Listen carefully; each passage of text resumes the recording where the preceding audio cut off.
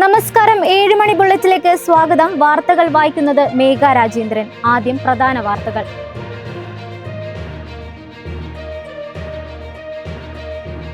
സ്വർണ്ണപ്പാളി വിവാദം, ഉണ്ണികൃഷ്ണൻ പോറ്റിയുടെ പണപ്പിരിവിൽ കൂടുതൽ തെളിവുകൾ. തിരുവനന്തപുരം ചാക്കയിൽ പീഡനക്കേസിലെ പ്രതി ഹസൻകുട്ടിക്ക് 67 വർഷം തടവ്. എണ്ണ ഇറക്കുമതിയിൽ ഇന്ത്യയെ പിന്തുണച്ച് റഷ്യൻ പ്രസിഡന്റ് പുടിൻ. ഇന്ത്യ സന്ദർശിക്കുമെന്ന് സ്ഥിരീകരിച്ച് ഫുട്ബോൾ ഇതിഹാസം ലയണൽ മെസ്സി. വാർത്തകൾ വിശദമായി.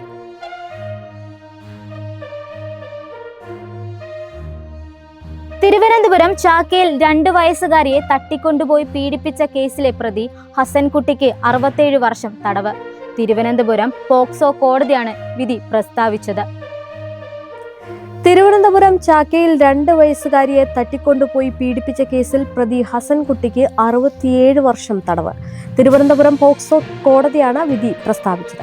കേസിൽ 41 സാക്ഷികളെ വിസ്തരിക്കുകയും 62 രേഖകളും 11 തൊണ്ടിമുതലുകൾ ഹാജരാക്കുകയും ചെയ്തു. ഹസൻകുട്ടിക്ക് പോക്സോ ഉൾപ്പെടെ മറ്റ് നിരവധി കേസുകളിൽ പ്രതിയാണ്. 2024 ഫെബ്രുവരി 19 പുലർച്ചെയാണ് ചാക്ക റെയിൽവേ പാളത്തിന് സമീപത്തെ പുറമ്പോക്ക് ഭൂമിയിൽ നാടോടി സംഘത്തിനൊപ്പമുണ്ടായിരുന്ന കുട്ടിയെ ഹസൻകുട്ടി തട്ടിക്കൊണ്ടുപോയത്. പീഡിപ്പിച്ച ശേഷം റെയിൽവേ ട്രാക്കിന് സമീപത്തെ പൊന്തക്കാട്ടിൽ ഉപേക്ഷിച്ചു.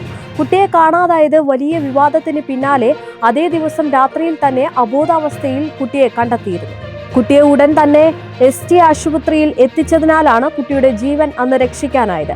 തുടർന്ന് കുട്ടിയെ തട്ടിക്കൊണ്ടുപോയ പ്രതിയെ കണ്ടെത്തുന്നതിനായി കുട്ടിയെ കാണാതായ സ്ഥലത്തിന് സമീപമുള്ള ബ്രഹ്മോസിന്റെ എൻട്രി ഗേറ്റിലും പരിസര പ്രദേശത്തുള്ള മറ്റ് CCTVകളിലെയും ദൃശ്യങ്ങൾ പരിശോധിച്ചപ്പോഴാണ് പ്രതിയെ കണ്ടെത്താനായത്. കുട്ടിയെ ഉപേക്ഷിച്ച ശേഷം ആദ്യം ആലുവയിലും പിന്നാലെ പളനിയിലും പോയി പ്രതി രൂപമാറ്റം വരുത്തിയിരുന്നു. പിന്നീട് കൊല്ലത്ത് നിന്നുമാണ് പ്രതിയെ പിടികൂടുന്നത്. ശബരിമല ക്ഷേത്രത്തിന്റെ ശ്രീകോവിൽ കവാടം സ്വർണം പൂശാൻ ചെന്നൈയിൽ കൊണ്ടുപോയത് കൃഷ്ണൻകുട്ടി പോറ്റി പ്രദർശനമേളയാക്കി. നടൻ ജയറാമിനെയും ഗായകൻ വീരമണി രാജുവിനെയും കൊണ്ട് പൂജിച്ച് വിശ്വസ്തതയിലേക്ക് ശ്രമിക്കുകയും ചെയ്തു. ശബരിമല ക്ഷേത്രത്തിന്റെ ശ്രീകോവിൽ കവാടം പ്രദർശനമേളയാക്കി ഉണ്ണികൃഷ്ണൻ പോറ്റി. നടൻ ജയറാമിനെയും ഗായകൻ വീരമണി രാജുവിനെയും കൊണ്ട് പൂജിച്ച് വിശ്വസ്തതയ്ക്ക് ശ്രമിക്കുകയും ചെയ്തു. സ്വർണം പൂശാൻ കൊണ്ടുപോയ 2019 വീഡിയോ ദൃശ്യങ്ങൾ മാധ്യമങ്ങൾക്ക് ലഭിച്ചു. കവാടം പൂജിച്ച് പണം ഈടാക്കുകയായിരുന്നു ഉണ്ണികൃഷ്ണൻ പോറ്റിയുടെ ലക്ഷ്യം. സ്വർണ്ണപ്പാളിയുടെ അറ്റകുറ്റപ്പണിക്കായി കൊണ്ടുപോയി പൂർത്തിയാക്കി തിരിച്ചു കൊണ്ടുവരുന്നതിനിടയിൽ പലയിടത്തും വെച്ച് പണം ഈടാക്കുന്ന തരത്തിൽ ഇതിന്റെ പ്രദർശനം നടത്തി വരുമാനമുണ്ടാക്കി എന്നതിന്റെ തെളിവാണ് പുറത്തുവരുന്നത്.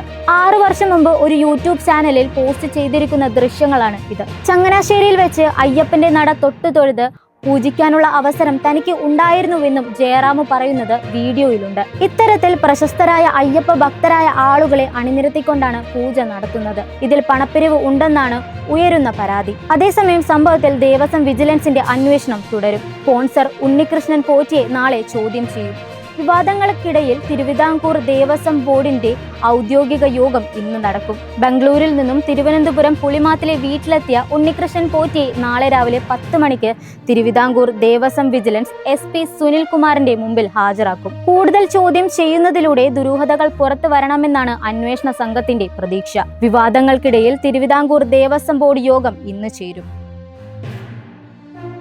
റഷ്യൻ എണ്ണ ഇറക്കുമതിയിൽ US-നെ രൂക്ഷമായി വിമർശിച്ച് Russian president Putin. US president Donald ട്രംപിന്റെ തന്ത്രമൊടുവിൽ അവർക്കു തന്നെ തിരിച്ചടിക്കുമെന്ന് മുൻപ് മുന്നറിയിപ്പ് നൽകി. റഷ്യൻ എണ്ണ ഇറക്കുമതിയിൽ ഇന്ത്യയെ സമ്മർദ്ദത്തിലാക്കുന്ന US-നെ രൂക്ഷമായി വിമർശിച്ച് റഷ്യൻ പ്രസിഡന്റ് വ്ളാഡിമിർ പുടിൻ.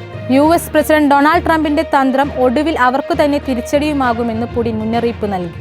പ്രധാനമന്ത്രി മോദിയെ സുഹൃത്തെന്ന് വിശേഷിപ്പിച്ച പുടിൻ തങ്ങളുടെ ബന്ധം വിശ്വാസത്തിലും പരസ്പര ബഹുമാനത്തിലും അധിഷ്ഠിതമാണെന്ന് ചൂണ്ടിക്കാട്ടി. ഇന്ത്യ ഉൾപ്പെടെ 140-ലധികം രാജ്യങ്ങളിൽ നിന്നുള്ള സുരക്ഷാ ഭൗമ രാഷ്ട്രീയ വിദഗ്ധർ പങ്കെടുത്ത ഉച്ചകോടിയെ അഭിസംബോധന ചെയ്യുകയായിരുന്നു പുടിൻ. ഊർജ്ജ നയത്തിൽ ഇന്ത്യയുടെ സ്വതന്ത്ര നിലപാടിനെ പുടിൻ എടുത്തു പറയുകയും ബാഹ്യ സമ്മർദ്ദങ്ങളെ ചെറുത്തതിന് പ്രധാനമന്ത്രി നരേന്ദ്രമോദിയെ പ്രശംസിക്കുകയും ചെയ്തു. ഇന്ത്യയെ പോലുള്ള ഒരു രാജ്യത്തെ ജനങ്ങൾ രാഷ്ട്രീയ നേതൃത്വം എടുക്കുന്ന തീരുമാനങ്ങളെ സൂക്ഷ്മമായി നിരീക്ഷിക്കും. അവർ ഒരിക്കലും അപമാനം സഹിക്കില്ല. എനിക്ക് പ്രധാനമന്ത്രി മോദിയെ അറിയാം. അദ്ദേഹം ഒരിക്കലും ഇത്തരത്തിലുള്ള നടപടികൾ സ്വീകരിക്കില്ലെന്നും പുടിൻ പറഞ്ഞു. പുറത്തുനിന്നുള്ള ആവശ്യങ്ങൾക്ക് വഴങ്ങേണ്ട കാര്യം ഇന്ത്യക്കില്ല. റഷ്യയുമായി ഇന്ത്യക്ക് ദീർഘകാലമായി സുസ്ഥിര ബന്ധമുണ്ടെന്നും പുടിൻ ചൂണ്ടിക്കാട്ടി. എണ്ണ വ്യാപാരത്തിൽ റഷ്യയെ ഒറ്റപ്പെടുത്താനുള്ള ശ്രമങ്ങളെ അർത്ഥശൂന്യം എന്നാണ് പുടിൻ വിശേഷിപ്പിച്ചത്. റഷ്യൻ എണ്ണ വിതരണം വെട്ടിക്കുറയ്ക്കുന്നത് ആഗോള വിപണിയിൽ പ്രത്യാഘാതങ്ങൾ സൃഷ്ടിക്കുമെന്നും ഇത് ക്രൂഡ് ഓയിൽ വില ബാരലിന് $100 മുകളിലേക്ക് ഉയർത്തുകയും ആഗോള വളർച്ചയ്ക്ക് വലിയ തിരിച്ചടിയാകുമെന്നും പുടിൻ മുന്നറിയിപ്പ് നൽകി. അടിയന്തര സാഹചര്യങ്ങളിൽ യാത്രക്കാരുടെ തിരക്ക് നിയന്ത്രിക്കാൻ ഇനി സ്പെഷ്യൽ തീവണ്ടി. മണിക്കൂറുകളോളം ഡിപ്പോയിൽ നിർത്തിയിടുന്ന വണ്ടികളെ സമയക്രമേണ നടത്തി ദീർഘദൂര യാത്രയ്ക്ക് സജ്ജമാക്കാൻ റെയിൽവേ തീരുമാനം. അടിയന്തര സാഹചര്യങ്ങളിൽ യാത്രക്കാരുടെ തിരക്ക് നിയന്ത്രിക്കാൻ സ്ലീപ്പർ കോച്ചുകളെ ഇനി സ്പെഷ്യൽ തീവണ്ടികളാക്കി ഉപയോഗപ്പെടുത്താം. മണിക്കൂറുകളോളം ഡിപ്പോകളിൽ നിർത്തിയിടുന്ന സ്ലീപ്പർ കോച്ച് വണ്ടികളെ സമയക്രമീകരണം നടത്തി ദീർഘദൂര യാത്രക്ക് സജ്ജമാക്കാനാണ് റെയിൽവേ തീരുമാനം. ചെറുദൂര യാത്രക്ക് അൺറിസർവ്ഡ് സ്ലീപ്പർ കോച്ചുകളാക്കി മാറ്റി ഓടിക്കാനുള്ള അധികാരം അതത് സോണൽ ജനറൽ മാനേജർമാർക്ക് റെയിൽവേ അനുമതി നൽകി. സ്പെഷ്യൽ തീവണ്ടികൾ ഓടിക്കാൻ അൺറിസർവ്ഡ് കോച്ചുകൾ ഇല്ലാത്ത സാഹചര്യത്തിൽ സ്ലീപ്പർ കോച്ചുകൾ ഉപയോഗിക്കാനാണ് നിർദ്ദേശം. അപ്രതീക്ഷിത ഗതാഗത നിരക്കുള്ള സമയങ്ങളിൽ ഈ സൗകര്യം ഉപയോഗപ്പെടുത്താം. ഇത് ചെറുദൂര യാത്രക്കാർക്ക് ആശ്വാസമാകും. ഒഴിഞ്ഞുകിടക്കുന്ന സ്ലീപ്പർ ക്ലാസ് കോച്ചുകളെ ജനറൽ കോച്ചുകളാക്കി ഓടിക്കാൻ 2015 റെയിൽവേ സോണൽ ജനറൽ മാനേജർമാർക്ക് അധികാരം നൽകിയിരുന്നു. ജനറൽ കോച്ചുകളിലെ തിരക്ക് കുറയ്ക്കാൻ റെയിൽവേ ചില കോച്ചുകൾ ഡീറിസർവ്ഡായി സംവരണം ചെയ്തത് ഇതിന്റെ ഭാഗമായിട്ടാണ്. സ്റ്റേഷനിൽ നിന്ന് പകൽ സമയം ടിക്കറ്റ് എടുക്കാം. എന്നാൽ പുതിയ കണക്ക് പ്രകാരം കേരളത്തിൽ 23 തീവണ്ടികളിൽ മാത്രമാണ് ഡീറിസർവ്ഡ് കോച്ച് അനുവദിച്ചത്. ഈ വർഷം ഇന്ത്യ സന്ദർശിക്കുമെന്ന് സ്ഥിരീകരിച്ച് അർജന്റീനയുടെ ഫുട്ബോൾ ഇതിഹാസം ലയണൽ മെസ്സി. വീണ്ടും ഇന്ത്യ സന്ദർശിക്കാനുള്ള ക്ഷണം വലിയ അംഗീകാരവും ബഹുമതിയുമാണെന്ന് മെസ്സി പ്രസ്താവനയിൽ അറിയിച്ചു. ഇന്ത്യയിലേക്കുള്ള വരവ് സ്ഥിരീകരിച്ച് അർജന്റീനിയൻ താരം ലയണൽ മെസ്സി. ഇന്ത്യയിലുള്ളത് മികച്ച ആരാധകരാണെന്നും ആരാധകരെ കാണാൻ കാത്തിരിക്കുകയാണെന്നും മെസ്സി അറിയിച്ചു. ഡിസംബർ 13 മെസ്സി ഇന്ത്യയിൽ എത്തുന്നത്. ഗോ ടു ടൂർ ഓഫ് ഇന്ത്യയുടെ പരിപാടിയുടെ ഭാഗമായാണ് മെസ്സി ഡിസംബറിൽ ഇന്ത്യയിൽ എത്തുന്നത്. 14 വർഷം മുമ്പ് ഇന്ത്യയിൽ എത്തിയപ്പോൾ ലഭിച്ചത് നല്ല ഓർമ്മകളാണെന്നും മികച്ച ആരാധകരാണ് അവിടെ ഉള്ളത് എന്നും മെസ്സി പറഞ്ഞു. വീണ്ടും ഇന്ത്യയിൽ എത്താനും ആരാധകരെ കാണുവാനും കാത്തിരിക്കുന്നുവെന്നും മെസ്സി അറിയിച്ചിട്ടുണ്ട്. ഡിസംബർ 12 കൊൽക്കത്തയിൽ എത്തുന്ന മെസ്സി 13 അഹമ്മദാബാദ്, 14 മുംബൈ, 15 ദില്ലി നഗരങ്ങളിലെ വിവിധ പരിപാടികളിൽ പങ്കെടുക്കുന്നുണ്ട്. അതേസമയം ഡൽഹിയിലെത്തുന്ന മെസ്സി പ്രധാനമന്ത്രി നരേന്ദ്രമോദിയുമായി കൂടിക്കാഴ്ച നടത്തും. ഈ വർഷം ഫെബ്രുവരി 28 മെസ്സിയുടെ വസതിയിലെത്തി പിതാവ് ജോർജ് മെസ്സിയുമായി കൂടിക്കാഴ്ച നടത്തിയത് എന്നും 3/4 മണിക്കൂറോളം നീണ്ട കൂടിക്കാഴ്ചയ്ക്കിടെ മെസ്സിയും സംസാരിച്ചിരുന്നതായി ദത്ത പറയുന്നത്. അതേസമയം കൊൽക്കത്തയിൽ മെസ്സിയുടെ വരവുമായി ബന്ധപ്പെട്ട് പ്രത്യേക ഭക്ഷ്യമേളകളും സംഘടിപ്പിക്കുന്നുണ്ട്. അർജന്റീനിയൻ ചായയോടുള്ള മെസ്സിയുടെ ഇഷ്ടം കണക്കിലെടുത്ത് അസം അർജന്റീന സംയോജനത്തോടെയുള്ള ചായ ഉത്സവം നടക്കും. മുംബൈയിൽ മെസ്സി പ്രദർശന മത്സരത്തിൽ പങ്കെടുക്കുകയും ഷാരൂഖ് ഖാൻ, സച്ചിൻ ടെണ്ടുൽക്കർ, MS ധോണി, ബോളിവുഡ് താരങ്ങൾ എന്നിവർക്കൊപ്പം വേദി പങ്കിടുകയും ചെയ്യും. ഇതിനു മുമ്പായി മെസ്സി നവംബറിൽ കേരളം സന്ദർശിച്ചേക്കും. ലോകകപ്പ് ചാമ്പ്യന്മാരായിട്ടുള്ള മെസ്സിയുടെ അർജന്റീന ടീം നവംബർ 10 - 18 ഇടയിൽ കൊച്ചിയിൽ സൗഹൃദ മത്സരം കളിക്കുമെന്നും പറയുന്നുണ്ട്. അർജന്റീന ദേശീയ ഫുട്ബോൾ ടീം നവംബറിലെ ഫിഫ അന്താരാഷ്ട്ര വിൻഡോയ്ക്കുള്ള ഷെഡ്യൂളിൽ ഇന്ത്യയെ ഉൾപ്പെടുത്തിയിട്ടുണ്ട്. 2 മാസത്തിനുള്ളിൽ മെസ്സി 2 തവണ ഇന്ത്യയിൽ എത്തുമെന്നാണ് ഇത് വ്യക്തമാക്കുന്നത്. നവംബറിൽ അർജന്റീനയുടെ 3 മത്സരങ്ങളിൽ 1 കേരളത്തിലും 2 അങ്കോളയിലുമാണ് ഷെഡ്യൂൾ ചെയ്തിട്ടുള്ളത്. ഈ മത്സരങ്ങളിൽ മെസ്സി കളിക്കുന്ന കാര്യം സ്ഥിരീകരിച്ചിട്ടില്ല. ഇന്ത്യക്ക് ഇനി പുതിയ ഹൈപ്പർസോണിക് മിസൈൽ. ഹൈപ്പർസോണിക് മിസൈലായ ധ്വനിയാണ് രംഗത്തെത്തിയത്. ബ്രഹ്മോസിനേക്കാൾ മാരകമായ ഈ മിസൈൽ ഇന്ത്യയുടെ പ്രതിരോധ മേഖലയിലെ ഒരു ഗെയിം ചേഞ്ചർ ആകുമെന്ന് വിദഗ്ധർ. പ്രതിരോധ സാങ്കേതിക വിദ്യയിൽ സ്വയം പര്യാപ്തത നേടാനുള്ള ഇന്ത്യയുടെ ശ്രമങ്ങൾ അതിവേഗം മുന്നോട്ടു പോവുകയാണ്. അത്യാധുനിക മിസൈൽ സംവിധാനങ്ങൾ, യുദ്ധവിമാനങ്ങൾ, റഡാർ ശൃംഖലകൾ എന്നിവയുടെ നിർമ്മാണത്തിൽ DRDOയും HALലും ഒരു മിഷൻ മോഡ് പ്രവർത്തനമാണ് നടത്തുന്നത്. ഈ പദ്ധതികളുടെ എല്ലാം കേന്ദ്ര ബിന്ദു ഇന്ത്യയുടെ പുതിയ ഹൈപ്പർസോണിക് മിസൈലായ ധ്വനിയാണ്. ബ്രഹ്മോസിനേക്കാൾ മാരകമായിട്ടുള്ള ഈ മിസൈൽ ഇന്ത്യയുടെ പ്രതിരോധ മേഖലയിൽ ഒരു ഗെയിം റേഞ്ച് ആയിരിക്കുമെന്ന് വിദഗ്ധർ അഭിപ്രായപ്പെടുന്നുണ്ട്. 2025 അവസാനത്തോടെ പരീക്ഷിക്കാൻ ഒരുങ്ങുന്ന ധ്വനി ഒരു തരം ഹൈപ്പർസോണിക് ഗ്ലൈഡ് വെഹിക്കിൾ ആണ്.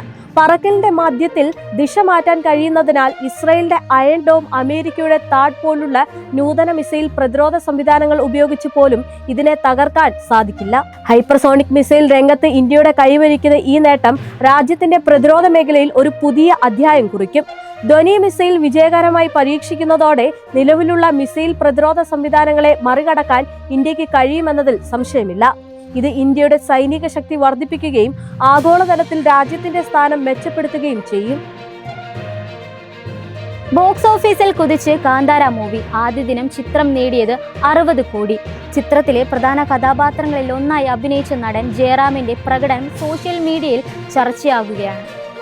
ഋഷഭ് ഷെട്ടി രചന നിർവഹിച്ച് സംവിധാനം ചെയ്ത കാന്താരയുടെ പ്രീക്വലായ കാന്താര ചാപ്റ്റർ 1 വ്യാഴാഴ്ചയാണ് പ്രദർശനത്തിനെത്തിയത്.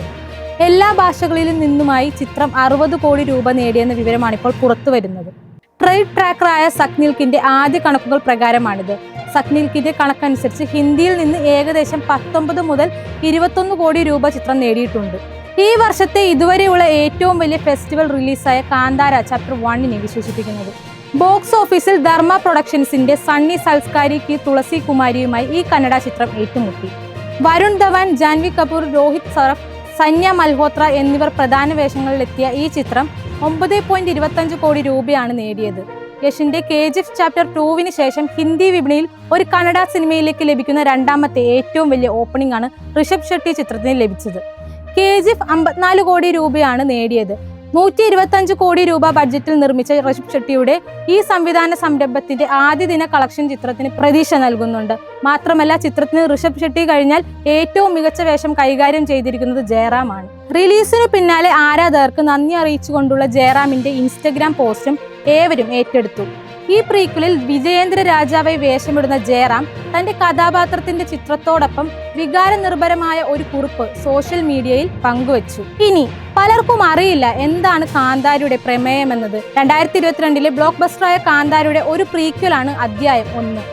ആദ്യ ചിത്രത്തിലെ സംഭവങ്ങൾക്ക് 1000 വർഷങ്ങൾക്ക് മുമ്പാണ് ഇത് നടക്കുന്നത്.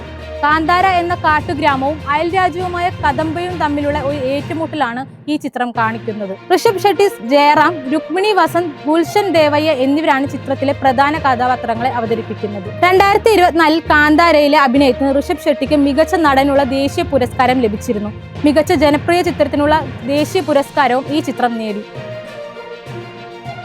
ഇതോടെ പ്രധാന വാർത്തകൾ അവസാനിക്കുന്നു. നാളെ വീണ്ടും കാണാം.